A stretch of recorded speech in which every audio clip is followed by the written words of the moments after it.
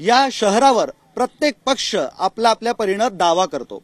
खरं तर गेली 5 वर्ष सोडता या शहरावर शिवसेनेचं राज्य होतं। चंद्रकांत खैरे 20 वर्ष खासदार होते, मात्र गेल्या निवडणुकीत त्यांना पराभवाला सामोरं जावं लागलं आणि एमआयएमच्या रूपानं या शहराला एक नवा खासदार मिळाला। यावेळेसही सत्ता संघर्षाची ही रस्सीखेच चांगलीच सुरू आहे। महायुती आणि महाआघाडी या दोघांमध्ये ही लढत होणार आणि एमआयएम एक तिसरा उमेदवार म्हणून त्यांच्या सोबतीनं ताकदीनं उभा राहणार, असं हे सगळं चित्र आहे। महायुतीनं उमेदवार अजूनही पडद्यामागे ठेवलाय, तर आघाडीचा उमेदवार घोषित झालाय आणि एमआयएमचा उमेदवार जो गेल्या वेळेस होता तोच आहे। म्हणून सुरुवात करूया एमआयएमच्या रूपानं। गेल्या वेळेस ते खासदार होते, पुन्हा निवडणुकीच्या रिंगणात आहे। त्यांना विचारूया का या निवडणुकीत तुम्हाला जिंकून द्यायचं, काय तुमचे सगळे यावेळेस लोकांना सांगण्याचे मुद्दे आहेत। देखिए 20 साल चंद्रकांत खैरे साहब खासदार रहे। शायद ही यहाँ पर कोई शिवसैनिक ये कहेगा कि उन्होंने कितनी मर्तबा औरंगाबाद के मुद्दों को लोकसभा में उठाया। पिछले 5 सालों में से 3 साल खासदार इम्तियाज जलील साहब को वक्त मिला, उसमें से 77 मर्तबा जो है तो 77 times he raise the voice of Aurangabad in Lok Sabha. और 2014 के बाद मोदी जी ने कहा था कि हर गरीब को घर मिलेगा, लेकिन अनफॉर्चुनेटली बीजेपी और शिवसेना दोनों की तरफ से औरंगाबाद में एक भी घर नहीं बना। जब 2022 में खासदार इम्तियाज जलील ने 2014 से 2015 से धूल में पड़ी हुई फाइलों का जब मुद्दा उठाया लोकसभा में पहुंचने के बाद, उसके बाद प्रशासन जागा, शासन जागा और फिर जो है तो इन लोगों ने उसके ऊपर काम करना शुरू किया। आज औरंगाबाद में तकरीबन 40,000 घरों का सैंक्शन आ चुका है और वो 40,000 घरों के बाज़ाब्ता काम मिले तो ये खासदार का एक काम होता है जब दिल्ली वो पहुंचता है। और हमारा यही कहना है कि बोलने वाला खासदार दिल्ली पहुंचना चाहिए, इसलिए कि जब तक तुम्हारे मुद्दे बोले नहीं जाएंगे, सुने नहीं जाएंगे, तब तक उसके ऊपर काम नहीं होगा। और यही काम जो है तो जो विश्वास औरंगाबाद की जनता ने खासदार इम्तियाज जलील पे किया था वो उन्होंने दिल्ली में कर दिखाया, और जिसका नतीजा ये एक ही नहीं है बल्कि और कई सारे विकास के इश्यूज है जो उन्होंने यहाँ पर किए। खासतौर से अगर मैं बात करूँ एयर कनेक्टिविटी की, मैंने इससे पहले बात किया था। अभी आपने पानी के मुद्दे पे बात की तो कराड़ साहब कहते हैं कि ये हमारा मुद्दा था, हमने इस पे सैंक्शन करवा के लाए। तो भैया आप इतने सालों से सत्ता में थे, तब तक आपको क्यों याद नहीं आया कि औरंगाबाद का एक औरंगाबाद वासी प्यासा है, यहाँ के प्रधानमंत्री आवास योजना के लोग जो है तो अपने घरों से वंचित है। आखिर में क्यों याद आ रहा है जब मैं खासदार इम्तियाज जलील साहब ने तमाम मुद्दों को लोकसभा में उठाया, उसके ऊपर इतने मुद्दे पुरेसे हैं तुम्हाला जिंकवून देण्यासाठी? चल बिल्कुल, अब हम बिल्कुल आश्वस्त है, बिल्कुल यकीन है हमारे को औरंगाबाद की मुद्दा औरंगाबाद पर, और खास तौर से औरंगाबाद में जो इन्होंने एक नफरत की राजनीति पिछले 20, 25, 30 सालों से फैला रखी थी कि खान चाहिए कि बान चाहिए। हमने इस नफरत की राजनीति को खत्म करने की कोशिश की। आज खासदार इम्तियाज जलील साहब को सिर्फ मुस्लिम समुदाय के वोट नहीं मिलेंगे, मैं आपको ये बात चैलेंज से कह सकता हूं कि हर समाज के लोग मिलेंगे। या खानबानच्या समीकरणात तुम्हीही होता, सोबतच या न बोलणाऱ्या खासदारांच्या, जसं त्यांनी आरोप केला त्यांच्यासोबत तुम्हीही होता, मग आता का त्यांच्या विरोधात? 5 साल का खासदार, 5 वर्षाचा खासदार आणि 2 वर्षाचा राज्यसभेचा खासदार, याची जर तफावत दाखवली तर मला वाटतं इम्तियाज जलीलनी ज्या खासदारांनी 5 कामं सांगावी, आम्ही तर परवाच बोललो 5 रुपये घेऊन जावे। कारण काय आहे, इम्तियाज जलीलनी ज्या दिवशीपासून आलं त्या दिवशीपासून या शहराची शांतता बिघडवली। म्हणजे त्यांनी 5 वर्षात काय काम करायचं त्याच्यापेक्षा एकच काम केलं, औरंगजेबाच्या कबरीवर जाऊन चादर चढवण्याचं काम केलं आणि या शहराची शांतता अशांतता निर्माण करण्याचं काम केलं। परंतु राज्यसभेच्या खासदारांनी खरं तर जल मिशन सारखी 4,000 कोटीची योजना या जिल्ह्याला दिली। खरं तर पर्यटनामध्ये 15 कोटी रुपये या इथं आणले, 10 कोटी गार्डनला आणले आणि 800 कोटी जे खरं तर आपलं पाण्याचा प्रश्न जो थांबलेला होता त्याचे केंद्रातून 800 कोटीची मंजुरी आणली। आणि हे 40,000 घर म्हणतात ते नाहीये, 9,000 घराचा डाटा तयार झाला आणि घराचं भूमिपूजन सुद्धा आता या आचारसंहितेनंतर होत आहे। बरं, हा भाजपचा दावा बघतो आपण, एमआयएमने अशा पद्धतीने आरोप केला, भाजपचा दावा। आपण जाऊयात आता उद्धव ठाकरे गटाकडे। तुमचा खासदार न बोलणारा आहे म्हणता, तो कसं निवडून द्यायचा त्याला? कदाचित मला वाटतं बोलणाऱ्या खासदारांनी ते सांगतात 75 वेळेस ते सभागृहात बोलले लोकसभेच्या, एक तरी काम दाखवावं जे त्यांनी लोकसभेमध्ये त्या ठिकाणी आपल्या जनतेचा आवाज उठवून या ठिकाणी केलेलं। नुसतं हे असं बोलून चालत नाही, नुसतं आपला तोंडानेच फक्त बोलायचं, कृतीमध्ये काहीच नाही।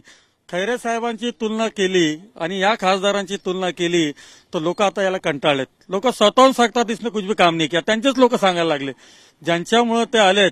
यांनी तो प्रकाश आंबेडकर साहेबांसोबतची जी युती होती त्यांची वंचित बरोबरची, तिकडे त्यांनी त्या प्रकाश आंबेडकर साहेबांना सुद्धा धोका दिला. ही धोका देणारी पार्टी आहे, ही धोका देणारी पार्टी आहे. तुमचा सामना फक्त यावेळेस त्यांच्यासोबत नाहीये, तर तुमच्यामधनच बाहेर गेलेले त्यांच्यासोबत. त्या मुद्द्यावर पण येतो मी. आता आमचे मित्र जे म्हटले तुलना, केनेकर साहेब म्हणले 2 वर्षाच्या खासदारांची तुलना आणि त्या 5 वर्षाच्या आणि 20 वर्षाच्या. केनेकर साहेब समांतर जलवाहिनीचा प्रोजेक्ट खैरे साहेबांनी आणला, केंद्र शासनाकडनं आणला. त्याला मला वाटतं आपलंच सरकार होतं, तुम्ही आमच्या सोबत होतात. ती सभागृहामध्ये कोणी हाणून पाडली, पडद्यामागचे हिरो कोण होते, ती समांतर योजना रद्द का झाली, कोणामुळे झाली, हे सुद्धा तुम्हाला सगळ्यांना माहिती आहे. माझे मित्र राजेंद्र जंजा साहेब सुद्धा आहेत. याही पलीकडे जाऊन ही जी नवीन योजना आहे, आपण विसरलात, माननीय उद्धवजी ठाकरे साहेब हे जेव्हा मुख्यमंत्री झाले तेव्हा 1680 कोटी रुपयाची नवीन पाणी पुरवठा योजना मंजूर केली आणि तिचं भूमिपूजन सुद्धा झालं. हे कामाला गती सुद्धा देऊ शकले नाही. 780ची योजना 2800 कोटी रुपयापर्यंत गेली. याला कोण जबाबदार?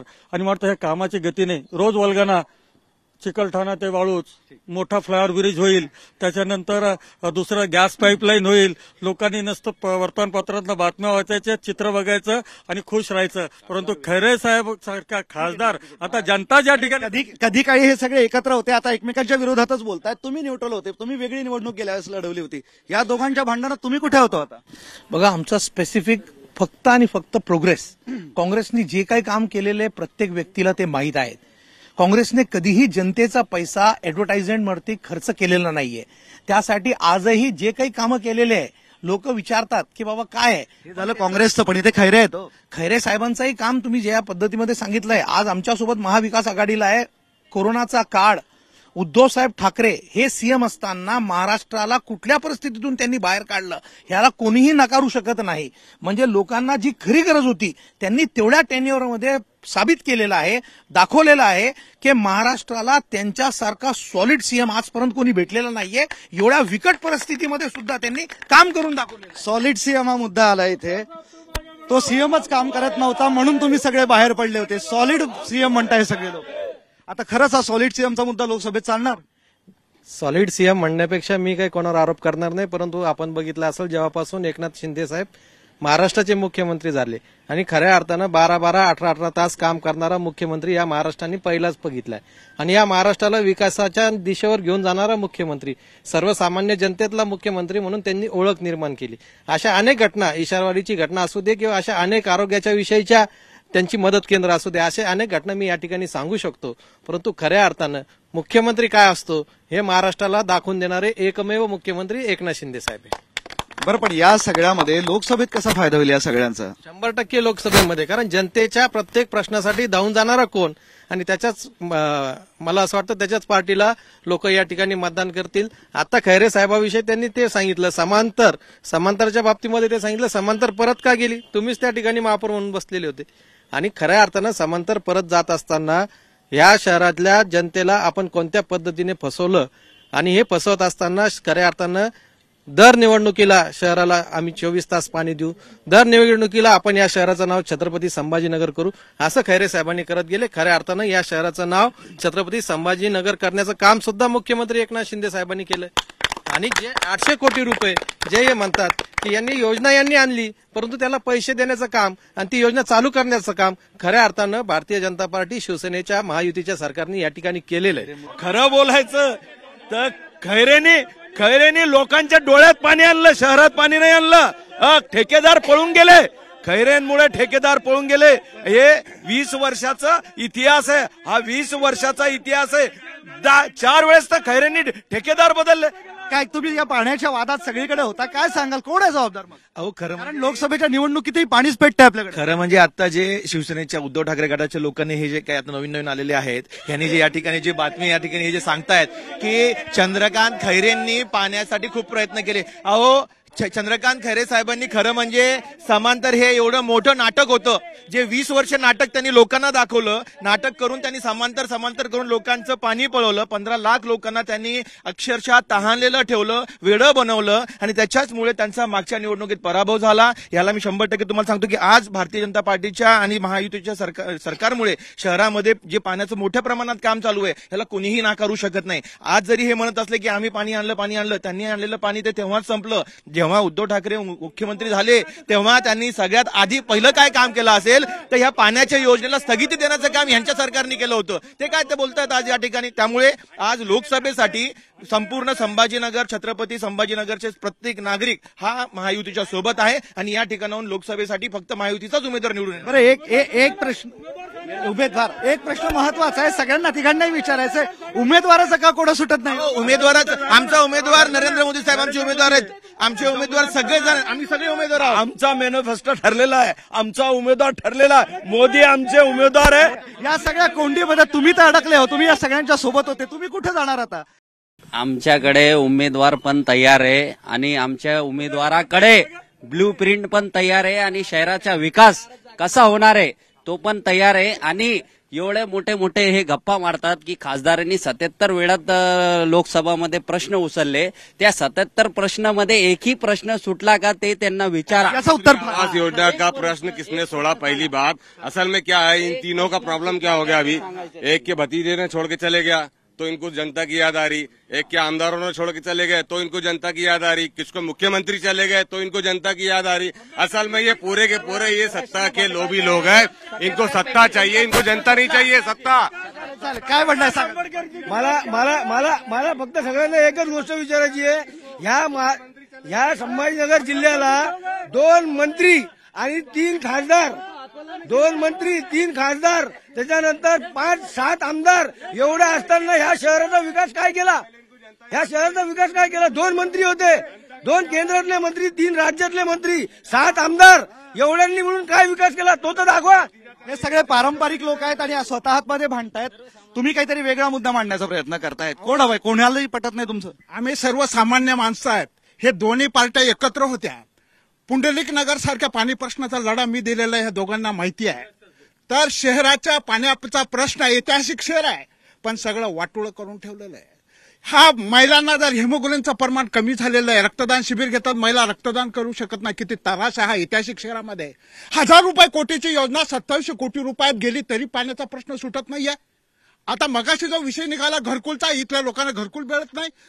3 लाख लोकांना गुंठेवारीचा PR कार्ड मिळत नाही. एकीकडे शासन 2 लाख रुपये घरासाठी देतं, 1 लाख रुपये देतं आणि हे कुठलंच घराला PR कार्ड नाही. माझ्या परिसरात या शहरामध्ये 3 लाख लोकांचा प्रश्न आहे. महापौर साहेब आहे, उपमहापौर साहेब, का लोकांना PR कार्ड मिळत नाही? आम्ही गुंठेवारी भरून, त्यांच्याकडे जबाब आहे का?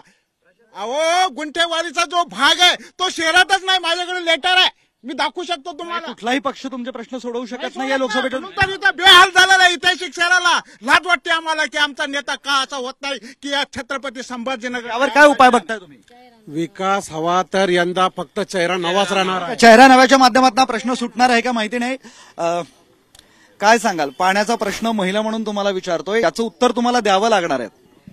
अगदी खरं आहे. पाण्याच्या प्रश्नाचे तर आम्ही आंदोलन केलेलेच होते. तुम्ही हात वर करत होता. त्याला माझा घोडेले साहेबांना एक प्रश्न आहे की गेल्या 20 वर्षामध्ये खैरे साहेबांनी किती IT कंपन्या या शहरासाठी आणल्या तरुणासाठी आणि वापस पाठवण्यासाठी त्यांनी किती टक्के त्या कंपन्यांकडून घेतले याचं उत्तर त्यांनी द्यावं. ठीक आहे, लोकसभेच्या दृष्टीनं काय मुद्दे असले पाहिजे तुमचे असं तुम्हाला वाटतं? माननीय मुख्यमंत्री जे फेस टू फेस काम करणारे मुख्यमंत्री आहेत आणि त्यांच्या माध्यमातून महिलांसाठी खूप मोठ्या योजना महिलांसाठी आणल्या गेलेल्या आहे आणि त्याच्यामध्ये लहान मुलींसाठी असेल, शिक्षणासाठी असेल, खूप मोठ्या योजना आहेत. त्याचा लाभ शासन आपल्या दारीच्या माध्यमातून असेल किंवा मुख्यमंत्री महिला सक्षमीकरण योजनेच्या माध्यमातून खूप मोठ्या योजनांचा लाभ महिलांनी घेतलेला आहे.